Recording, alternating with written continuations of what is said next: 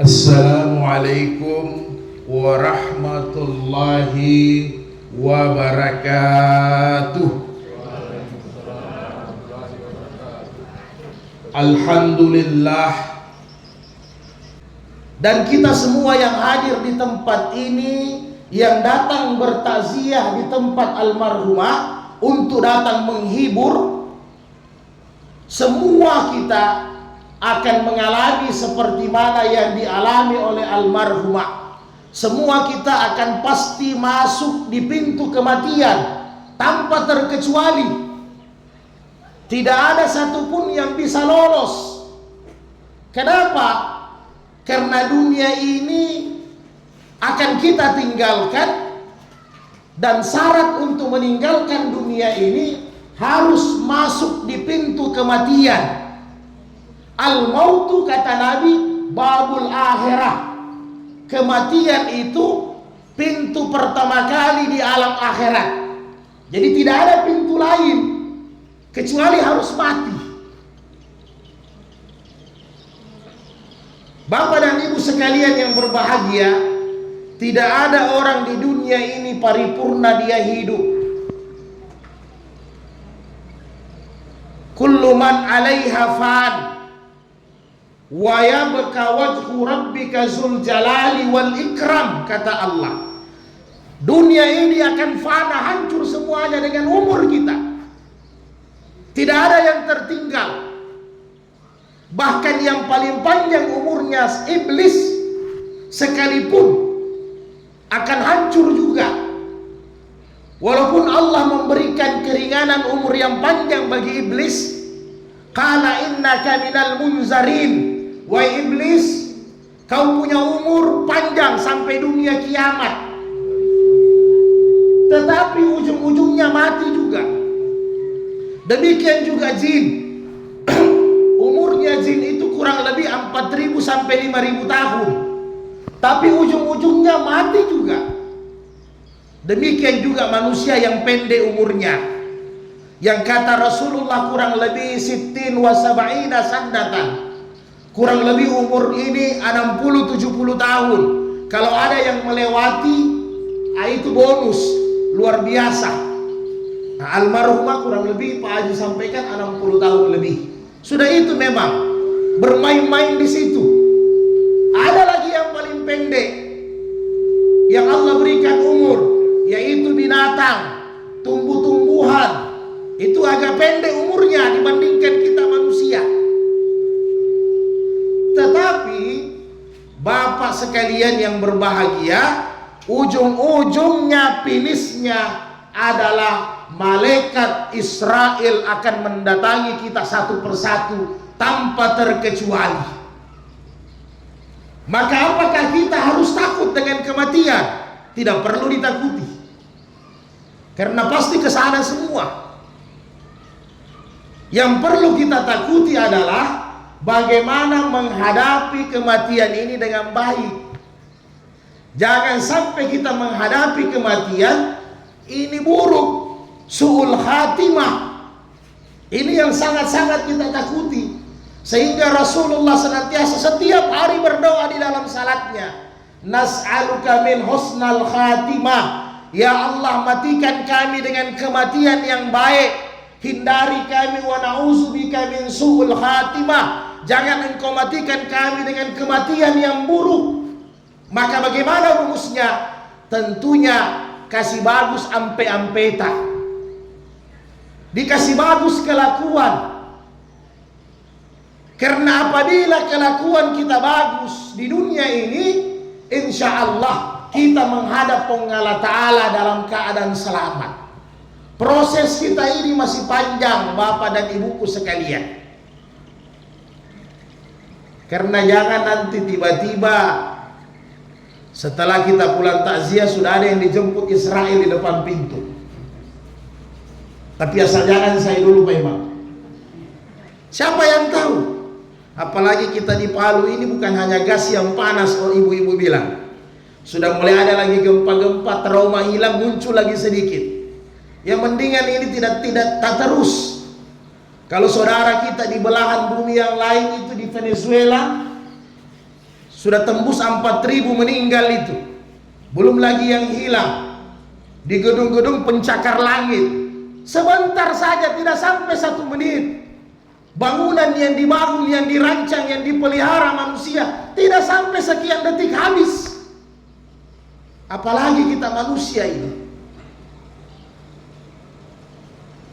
Maka Bapak dan Ibuku sekalian yang berbahagia, bagaimana ketiga Nabi ini manusia yang paling mulia, yang dikatakan dalam janjinya Allah, taqaddama wa ma ta'akhir, semua dosa-dosa yang lalu dan yang akan datang sudah diampuni, dibersihkan Allah. Bagaimana Nabi kita ketika menghadapi kematian Bapak dan Ibu. Ketika Nabi kita menghadapi kematian, didampingi anaknya Fatimah, didampingi istrinya Aisyah, keluarganya. Apa yang Nabi minta? Nabi minta tempayan yang diisi air. Kalau kita sekarang loyang. Nabi basuh wajahnya dengan kain. Nabi lafazkan dari bibirnya yang mulia, la ilaha illallah, innal mauti sakaratin. Betul ya Allah, tidak ada Tuhan selain Engkau. Ternyata kematian ini ada namanya sakarat, rasa sakit. Itu yang dirasakan Nabi kita. Ini orang yang paling mulia. Dia sudah rasakan bagaimana ini mau meninggal, ada namanya sakaratin, yang disebut dengan sakaratul maut. Sehingga Rasulullah berdoa berulang-ulang, Allahumma inni gamarati sakaratil maut. Ya Allah, mudahkan sakarat saya, mudahkan nazar saya, mudahkan roh ini keluar dari jasad saya. Itu detik-detik Rasulullah mau meninggal sudah dakwahi kita, sudah sampaikan kita, ini yang saya rasakan, kata Nabi.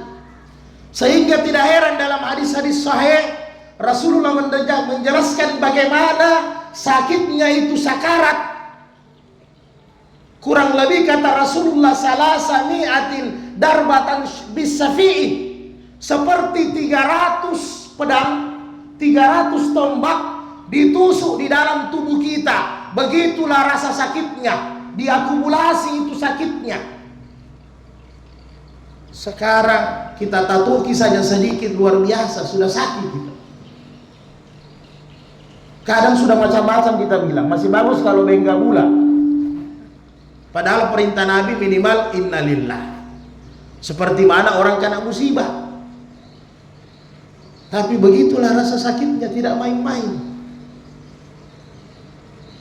Maka Bapak dan Ibu yang dimuliakan Allah, bagaimana kelakuan kita di dunia, begitulah nanti ujung-ujung akhir kita juga. Sama itu sesuai. Kalau di dunia ini kelakuan kita bagus, maka insya Allah roh dengan jasad ini keluar dengan bagus, mereka berpisah. Tapi kalau ini roh, jasad yang digunakan dengan roh ini di dunia ini tidak bagus kelakuan kita, tidak taat kepada Allah, kita ingkar dengan perintah-perintah Allah, hubungan dengan manusia rusak. Maka apa yang terjadi? Keluarnya sakaratul maut ini akan susah bagi kita. Maka tidak heran Bapak dan Ibu, kalau ada orang sakarat itu kadang lama. Ya mudah-mudahan kita semua dimudahkan. Kadang ada yang 1 bulan, ada yang 1 pekan, kadang matanya sudah ke atas. Maka apa kata Nabi? Itu matanya seperti di replay itu kehidupan dia rasakan, sebenarnya sudah mau pergi. Kadang sebenarnya secara medis sudah tidak ada, tinggal O2-nya saja. Kadang tinggal alat paru-parunya saja yang bermain. Tapi pada hakikatnya sudah tidak ada. Tapi kenapa belum lepas? Masih di dunia, ujung-ujung dia meninggalkan. Itu sudah dia lihat kelakuan-kelakuannya selama hidup. Sudah mulai videonya itu diputar, belum dikubur. Tapi beda juga, sama juga dengan kita orang-orang yang baik.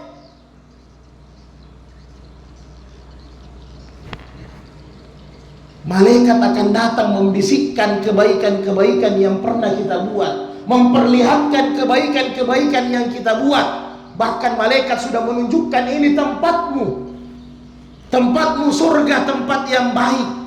kuburmu sebagai taman-taman surga. Sebaliknya orang yang buruk juga sudah diperlihatkan, kuburmu menjadi lembah-lembah neraka kuburmu, wahai hamba Allah yang jahat. Bapak dan ibu sekalian yang berbahagia, mumpung Allah masih memberikan umur kita kesehatan, itu nikmat yang paling besar. Jadi nikmat yang paling besar itu adalah umur yang panjang dan kesehatan. Maka manfaatkan itu nikmat dengan sebaik-baiknya. Apabila tidak ada umur, sudah tidak bisa kita beraktivitas. Apabila kita sakit, tidak mampu buat apa-apa, maka gunakan sisa waktu ini, tidak banyak, sedikit ini. Dan tidak ada yang kita bawa, semua habis. Harta kita ini hanya fasilitas hidup untuk membawa kita kepada takwa kepada Allah. Semua akan habis. Kalaupun tidak habis, kita meninggal diambil keluarga, digunakan orang, baik kendaraan, rumah, semuanya habis. Tidak ada yang dibawa di alam barzakh. Hanya selembar, 2 lembar, 3 lembar kain kafan. Itu saja harta yang kita bawa sampai di kubur. Maka gunakan dengan sebaik-baiknya. Jangan sampai kita meninggal dunia, utamanya salat 5 waktu kita jaga. Tidak ada ruksah keringanan bagi orang yang meninggalkan salat, apalagi laki-laki. Ittaqullah mastata'tum, kamu bertakwa sesuai dengan kemampuanmu. Tidak mampu salat berdiri duduk, tidak mampu duduk baring, tidak mampu baring talkinkan. Kalau laki-laki, perempuan masih ada ruksah, masih ada nifas melahirkan, masih ada tamu bulanannya. Tapi bagi laki-laki tidak ada keringanan. Kita jaga salat 5 waktu dengan sebaik-baiknya. Apalagi ini lagi demam Piala Dunia. Ya, lagi demam Piala Dunia. Hampir setiap malam, tengah malam kita di depan TV. Apalagi jadwalnya memang dipasang di waktu-waktu jam 3, jam 4. Keasikan kita nonton. Salat subuh di masjid, sudah tidak mampu pergi. Padahal Maddoja dari tengah malam mampu kita 1 malam. Hati-hati sampai kita meninggalkan salat. Iya, menonton boleh, silahkan. Apapun yang kita suka sebagai hiburan, hobi. Tetapi jangan hiburan ini melalaikan kita dari salat 5 waktu. Hati-hati. Hati-hati betul. Ini banyak ini.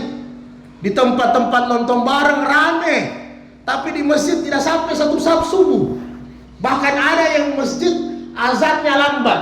Sempat saya keluar kota tanya, kenapa Pak Imam? Dia bilang semua pagesaran nonton bola. Arab Saudi yang main, dia punya fans. Ada juga bilang Argentina yang main. Sampai salat, azan saja lambat. Hati-hati. Yang kita takuti apa? Salat lepas, kita tunda-tunda. Malaikat Israel sudah ada di depan TV. Kan sayang. Kita mau mati ini sementara ruku. Kita mau meninggalkan dunia sementara sujud. Sementara kita baca Quran. Sementara dalam kebaikan. Sementara di majelis-majelis takziah, majelis zikir. Bukan di tempat yang sia-sia. Jadi hati-hati. Jadi mudah-mudahanlah kita ada kekuatan jaga salat 5 waktu. Itu saja sebenarnya. Banyak yang lain amalan, tapi paling tidak salat ini dijaga. Tidak usah bisa bicara salat tahajud, tidak usah cerita salat sunat, salat witir, puasa Senin Kamis, tidak usah. Yang penting 5 waktu dulu dijaga. Kalau 5 waktu ini mampu kita jaga dengan baik, insya Allah Allah mudahkan kita melaksanakan amal-amal kebaikan yang lain. Jangan terbalik. Nanti ada persoalan, nanti ada cobaan, ada musibah, bangun tengah malam, sembahyang tahajud 50 rakaat. Habis itu tidur tidak salat subuh. Iya. Banyak begitu, nanti sudah susah baru kita menghadap Allah. Jadi jangan sampai demikian. Demikian kira-kira Pak Haji yang bisa kita bincang-bincang. Saya juga bersyukur ini BTN baru saya masuk. Kalau tadi saya naik kendaraan sendiri mungkin tak putar-putar saya. Ada hikmahnya juga kita sama-sama. Mudah-mudahan Allah Subhanahu wa taala memberikan ganjaran yang besar khususnya kepada keluarga yang ditimpa musibah.